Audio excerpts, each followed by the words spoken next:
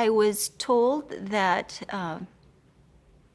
my biological mother, birth mother, had tuberculosis and she was sick, and that the older sister had taken all the kids to a government office and said, our parents have died. And so I was probably about 2.5 is what they said. And we were put in an orphanage. And I was there for about 5 years, till I was 7.5 and I was adopted. I was told that I had 2 sisters. And let's see. So that part, I was told of that, knew that growing up. I remember in the orphanage, it was run by an American lady, Jane White, and she had red hair, fair skin, freckles. And on the every Sunday, I remember soldiers would come and play with the kids, play with me. I remember having soup for lunch every Sunday for reasons unknown, why I remember that. I remember that on the night before I left for America, I stayed in the quarters, same quarters as Jane White, and I remember using a bathroom with a toilet for the first time. I remember on the counter of the bathroom there was half a piece of gum, half a stick of gum, and I remember taking just a little snippet of that and putting it in my mouth. And I think I remember that because I felt it was probably stealing, and I felt guilty, and to this day I still remember that. I don't know why. I remember in the orphanage, there were lots of kids, and I was among the older group, probably from 5 to 7, 8, 9 years of age. It was supposed to be a children's orphanage from toddlers from birth to 5-ish or so, but there were a group of us, 2 handful of us who were the older. I remember we slept by 2s, 2 by 2. So I had a bedmate. What else? I remember that it was for me, I thought it was a very good experience. Good in the sense that we're well fed, 3 meals a day. We had some tutoring at the orphanage. When Jane White learned that we were being adopted, then she, depending on where we were going, and the majority of us were going to the States, we took some courses. I have a picture of me writing something on a piece of paper, and the closer I looked at that picture, I noticed I was writing mother. So she was kind of helping us to prepare us for the future. Certainly there was a lot of discipline. She was a very strong woman. But for the most part, I think when we're kids, we want to just know that we're being taken care of. And I felt that we were at the orphanage. And there was fun, there was activities, that is. There were visitors. So I think my life wasn't boring for a little kid of that age at the orphanage. I didn't necessarily know what it meant to have a family, a smaller family, other than the bunch of kids, in the house, and there were adults. I say house, meaning the orphanage, but it's actually called Chechan Children's Home. So Jane wanted to make sure that when we went to school, and so we had a home to go to, and not just an orphanage or a center. So I think looking back now, I think the fact that she was an American director of a Korean orphanage probably had a humongous impact on our experiences there. I remember that, I was told that some of the soldiers that came and visited us wanted to adopt us. And that was my case. So one of the soldiers was my dad, future dad. So, but I guess, we hear about that, but it doesn't necessarily mean we understand it. So as a child, I'm just being adopted. I was told that I'm going to have a family, and also, I think I mentioned, that the night before I was leaving at the orphanage, I got to stay in the director's quarters, and I was given a hanbok to wear and to keep. I was given 2 other things as well from the orphanage, keepsake, Korean keepsake. And then my dad gave me something, or my mom and dad, I guess, they gave me a dress to wear as well once I got to that side, and gave me some a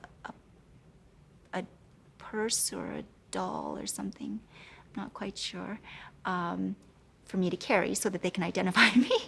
That would be difficult, in Oregon. But and I also remember that they had teethed my hair, so teethed to make it a bouffant. And I was leaving Korea with 2 other kids, but they were younger than me. So I was kind of like escorting them, because then in the 1970s, there weren't a lot of escorts, international escorts. So there was a group of 3 of us, and I was the oldest in that group. Got off the airplane, and I saw my dad. I recognized him because he was there at the orphanage, or he'd visited. So I recognized him, and then they introduced me to my mom, and wouldn't you know it, she has red hair, fair skin, and freckles. So I don't know, I think in my child's mind, I'm wondering, well, is this a director? The orphanage director. And maybe that might have had some play in terms of my relationship with my mom growing up. But she had, so I met my mom, and then I was introduced to 3 brothers. And so that was that and then we took a long road trip in the car to Washington State. I also remember my name being changed because I had a Korean name. It was Baek Young-nam. But my parents thought long and hard, and they said that Young-nam would not suit well in school. And so they changed my name to Anna. I learned that my parents, they wanted a daughter. And after 3 sons, my mom said, this is enough, no more. We got to do a different route. But my dad, as I was growing up, and he explained a lot of things to me. He said that he wanted a daughter that was close to the ages of his sons, and the youngest was 8, and the oldest was 14. So my mom, I learned, she wanted somebody younger because of the connection and attachment things. But of course, growing up, I didn't know that. I just knew that I was 11 months younger than my 3rd brother. And so growing up with 3 boys, I was pretty much a tomboy as well. Played soccer. They loved soccer and sports, and so I got involved and did those things as well. But in the household, I was told that I was Asian, but that didn't strike me so much on a day-to-day basis. In fact, I would say that just growing up all through elementary, middle school, and high school, I thought I was, I would look in the mirror and I would say, American, I look like my brothers. They have brown hair or dark hair. I've got dark hair. They've got brown eyes. I've got brown eyes. So it just, it didn't settle, that I was Asian. But was I told that I was, adopted? Yes. My dad was very, very good to me. My oldest brother probably has a different, concept, because my dad was 20 years military, and he retired 3 years after I came into the family. And then from then on, he became an educator. So he went from a school teacher, math teacher, to principal of a middle school. So I knew my dad as an educator and a compassionate, understanding, and one that can actually talk to kids and relate. But I never thought, still, I didn't really think that I was Asian looking. Still, I can look in the mirror and say, well, I'm these are my brothers, and I'm their sister. Or, friends at school would kind of, say, well, I would say, what's the problem? I mean, can't you tell we're brothers and sisters? It was only after high school.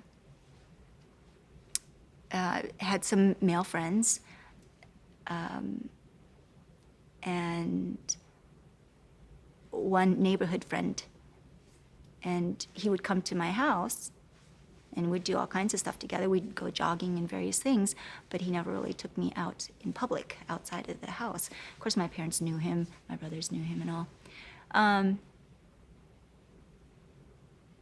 And it was when I dated one guy, and I was going to his parents' house 5 or 6 hours away. And my mom said, "Does his mom know what you look like?" And I paused, because I thought, what do you mean, does she know what I look like? Did I change? Maybe I should look in the mirror. And then I said, I answered my mom, and I said, well, they've seen pictures of me. So, but I like to humorize this, and I said, okay, so I went back to the mirror, and I look, and I go, oh my gosh, I'm Asian. When did that happen? Huh. After high school. I started getting interested in Korea after high school. And in 1983, I went on the Holt Motherland Tour.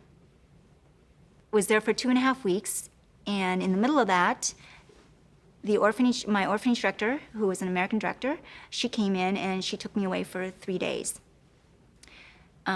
I have to go back and say my first impression of Korea when I landed, I looked around and it was a big city, and I thought, did I just spend all this money just to come and see something that I could understand? It's like Seattle? Because they were just modern buildings, and I couldn't understand it. And of course, I was 7.5 when I left, so I was sort of hoping to see a little bit of what I remembered of Korea. Now, did I know that at the time? No, but there was some disappointment. I didn't know why, and so, having after the trip and thinking about it, I realized where some of the disappointments were and what my mind was going through. I was looking for something to grasp that from the past, because I was told that this is where I grew up. So to see all these modern buildings, square, glass, whatever, it just was very disappointed. I thought, wow, this is very interesting. And then so when Jane White, the orphanage director, came into the city in Seoul, and she said, Anna, you would come, we found a way that, you can come out, break away from the group, and we can go back to your orphanage and back to the city. So we went, and there, oh my gosh, that's like a rural area compared to Seoul. Then that was in the early 80s. So that, it made me feel good. I felt, yeah, this is what I remember Korea. And then, so sometimes I would have recollections going there that I didn't have at the beginning, when I first talked about what I remember at the orphanage, when I went there, I realized, I said, Jane, Mama Jane, I remember eating some snails. We were walking to school and we ate some snails. And she says, you weren't supposed to. But I said, oops. I said, well, and so she told me they were really tiny, tiny snails. They were very salty. You bite the end of the shell, the shell off. You spit that out, and then you suck the snail out, and then you throw the rest away, and we're on our way. We're happy. And I said, Mama Jane, do you think we could get some? She goes, no, Anna, you'd get sick off of eating those now. You wouldn't be right for your body. So, but it felt good going back to the orphanage. And then while I was there, Mama Jane said, do you want to meet your biological grandmother? And my mind, remember, I said this was an exotic trip, right? It was not going back home or this or that. And I thought, oh, okay, the more the merrier, the more events, in my life, the merrier. So I said, sure. So we went to a market where she was making these pancake-like things, and she was selling them at the market. Fried pancake type. And certainly, so we got a picture and various things, and so I could not communicate with her. It was about a 15, 20-minute interaction. And we didn't really exchange anything because it came to me by surprise. Maybe it came to her by surprise too. So we had nothing no interaction, very little, other than, we're told, this is your granddaughter, this is your grandmother. That's it. And then, hi, whatever. So it was a very awkward moment, but I was pleased. We took some pictures, went back. What I found very intriguing was that in the 2.5 weeks that I was there, the first week, like I said, it was very difficult for me because I could not understand the things there. The food was foreign, the language was foreign, and the people, I did not, I was not comfortable being among the majority. And then the other thing I remember is that in the second week that I was there, the language was like music to my ears. It no longer sounded foreign, and to this day, it feels right. I hear it.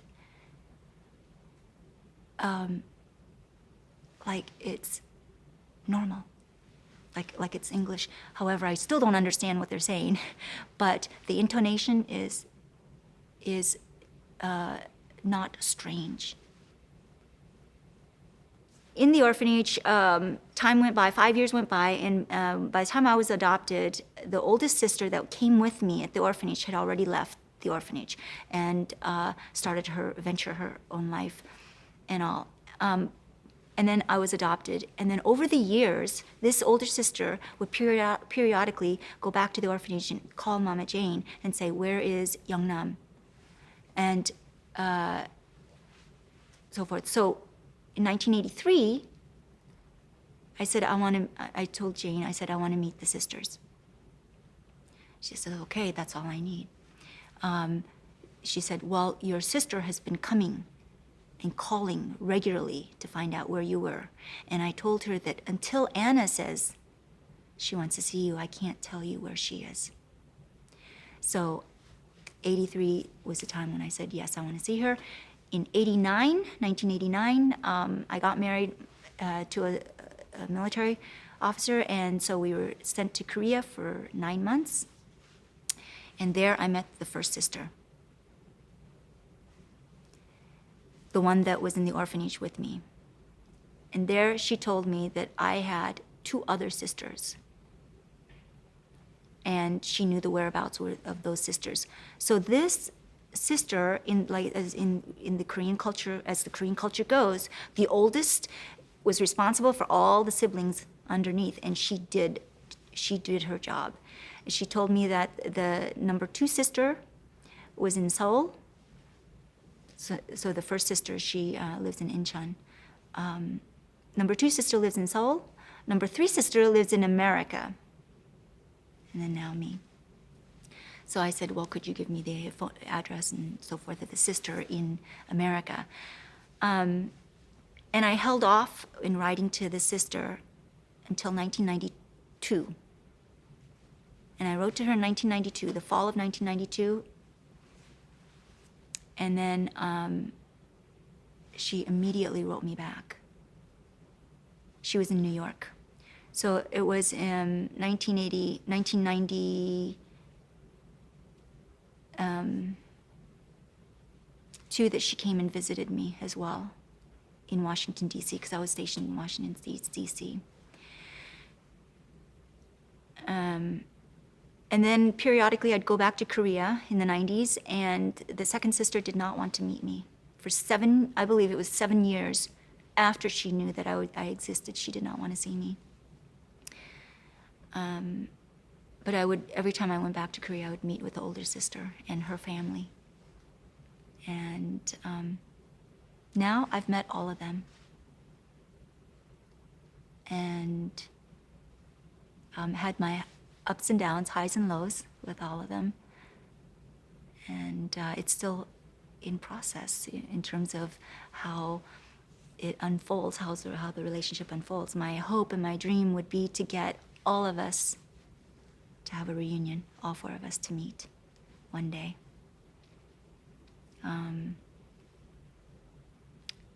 The sister in America, you'd think that we'd get along, that we would communicate, frequently, but we don't.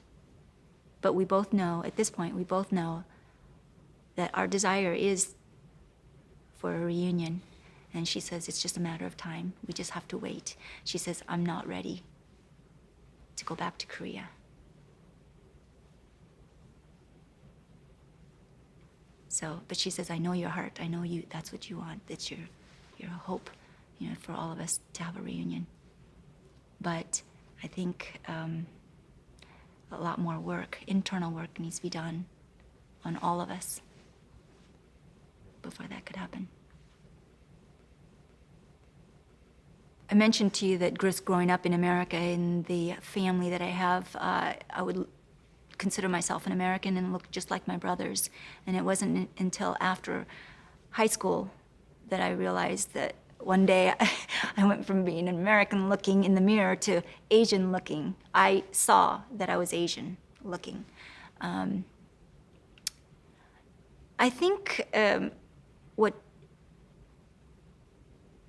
in terms of how I look at myself, how I relate to my biological siblings versus my brothers, it goes back to when I went to the Motherland tour trip, and I came back, and for me, my mind says, hey, when I met the grandmother, it was like just the more the merrier. So I had this notion of, I got a big family, okay, Dad. I go back running to my dad, and I said, Dad, I met my grandmother, here's a picture. And I didn't know what I said, because my dad had a very hard time. And after a while, we talked a little bit, and he said, it was just, I said, my grandmother. I met my grandmother. And that hit him, because he adopted me for his own. And I knew it. I felt it growing up with my brothers and with my mom. I was not an adopted child. I was their daughter. So I said, well, I'm sorry. I said, your mother is my grandmother. My brothers are my brothers before the sisters are my sisters. And so I think that I started to realize how sensitive words can be. And to this day, I still use that, and that's a strong awareness in my part. For example, my brothers are my brothers. No adjectives. adoption, Caucasian brothers, no. But with the Korean sisters, there's either a Korean sister or a K sister. There's going to be very few times that I actually say I have sisters, but there will be many times I will say I have K sisters.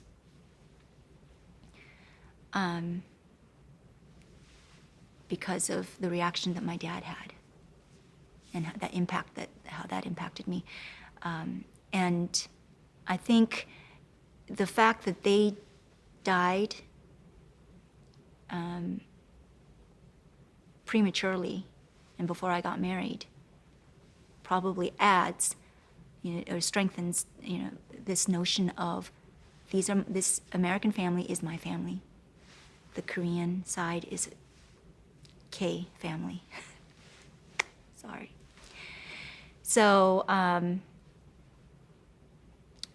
yeah, and sometimes do I wonder about my brothers? I have 3 brothers, and we're all in our 50s, and I do wonder sometimes, as I'm getting more and more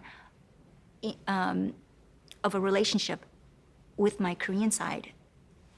I sometimes wonder what their thoughts are, my brother's thoughts are, and I wonder if any of them have what my dad had. Possessive. You're my sister. Why are you sharing yourself and saying you've got, other siblings type? So certainly that is making an impact, in my thoughts. And maybe using the adjective K, sister, is a way for me to appease or my own, it's probably my own struggle. My brothers, they probably don't even care. Growing up, I would say biological mother. More scientific, I guess. I never met her that I recall, but obviously there are pictures, right? But I was the 4th child, the 4th daughter. And I speak about my Korean sisters, and technically they're half sisters, so we all share the same mother. She was married and had 3 daughters before her husband died. And then the kids, because they were daughters, she supposedly left the kids, one to a neighbor family, and well, actually, I'm sorry, this was pre-me, before me. So she had the 3 daughters. I don't know what she did, but next thing I do know from the sisters, what the sisters tell me is that the mother went in search for another husband. And I'm not even sure if they were really married when my mother was, the biological mother was pregnant with me. And then what I heard was that the man said, if this child is a boy, then I will take all your other children. So here I am, I'm born. I'm not a boy. So from what I was told, the man ran off and left the mother with 4 girls now. So then one of the girls, the second sister, she was placed in a home in some neighbor's family. And then there were 3 of us. So there was the oldest, the number 3, and then me. And that's when the story goes that the biological mother said to the oldest, who was now 12 when I was born, 12 or 13, said, go to the county office and say that your mother has died, when in fact she had not died. So then the 3 of us were all put in an orphanage. And now speaking with the sister in New York or in America, she said, yes, and I was very excited. All I did was play when I went to that orphanage. I would go away and I wouldn't see anybody, just take one friend and just go. And then every night I'd come back, and one night I came back and I didn't see you or the other sister. So, because we went to Jane White's orphanage, and there, Jane White said she had a hard time keeping this older sister at the orphanage, because every couple things. One was she would always want to play with me.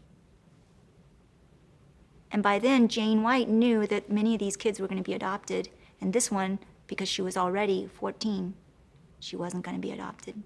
So she trained, Jane sent her to trade school to learn how to cut hair. But also, while she was at the orphanage, she kept on running away and then coming back and running away and coming back. Well, when I talked to the older sister, she said that's because mother was still alive, and she was going to see her mother periodically until she died.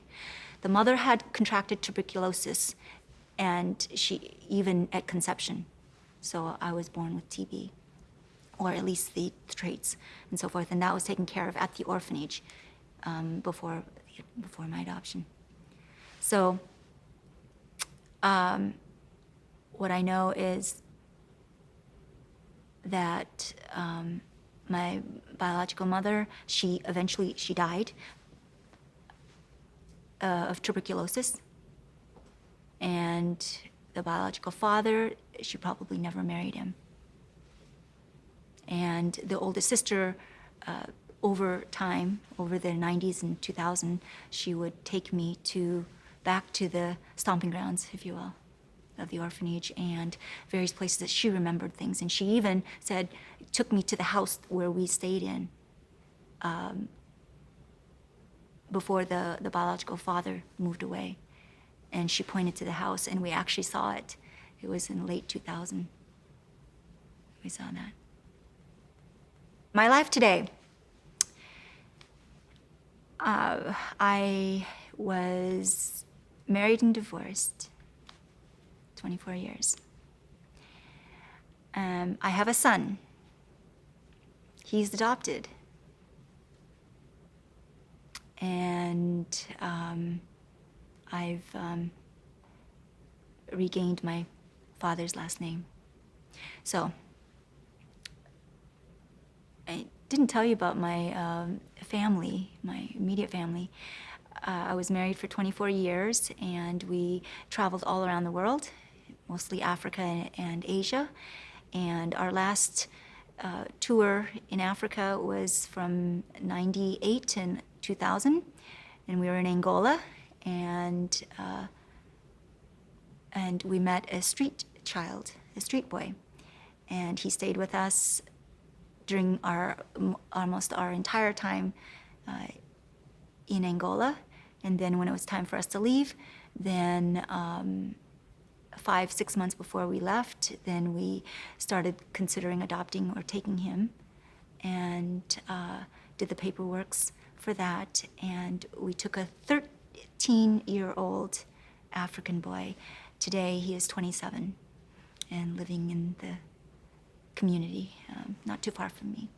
I have been hearing about different thoughts about, or not thoughts, but I've heard things where Korean adoptees, Korean-born adoptees could actually go and get some kind of paperwork to become recognized as a Korean. It's almost closest thing to becoming a Korean citizen, but I don't think that's what it is, so I'm just working, I want to figure out more on that. But that's what I'm coming to full circle. And my hesitation, slight hesitation or slight concern are my brothers. I would not want the reaction of my brothers to be anything comparable to what the reaction my dad had when I told him that I met my grandmother. But certainly today, the Korea side is now weighing stronger on me, I think. The divorce has only been 1 year. There's only so much we can do, and I think for me, growing up, being adopted and having the love that my parents gave me, and especially my dad, at some point, though, there are things that happen to us that are not in our control.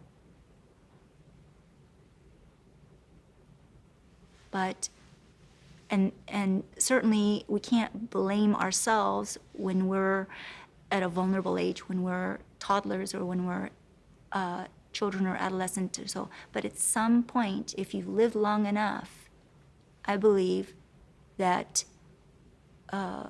we make ourselves who we are, in part.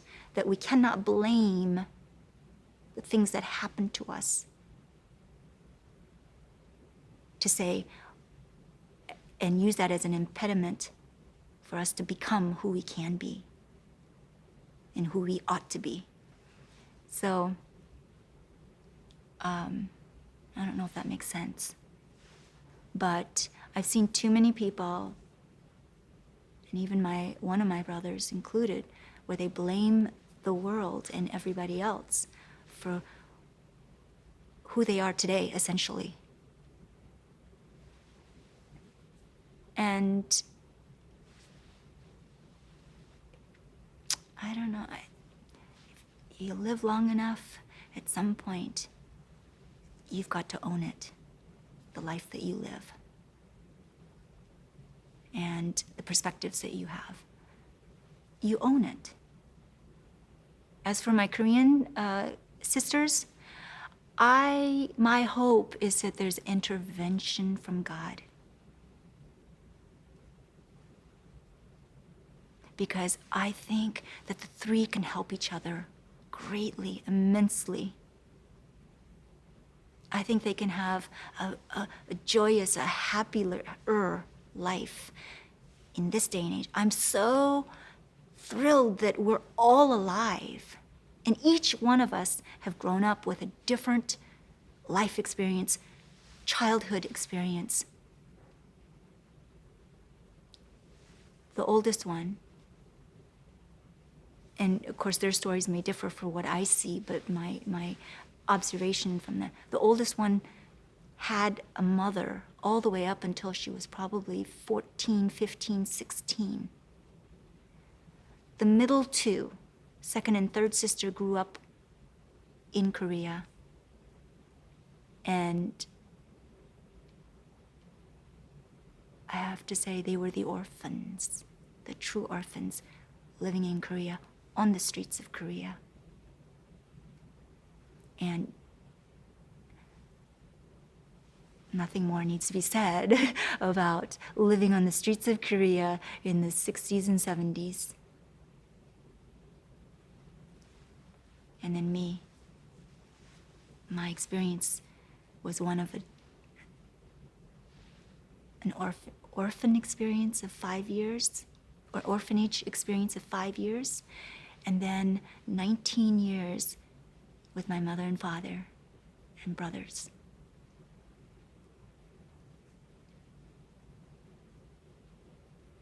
And then 25 years of my own experience as an adult. So, it goes around, it comes into a full circle in terms of my Korean identity, in that I do want to be identified to the world as Korean, part Korean, and especially to the Koreans. I am one of them, one of you.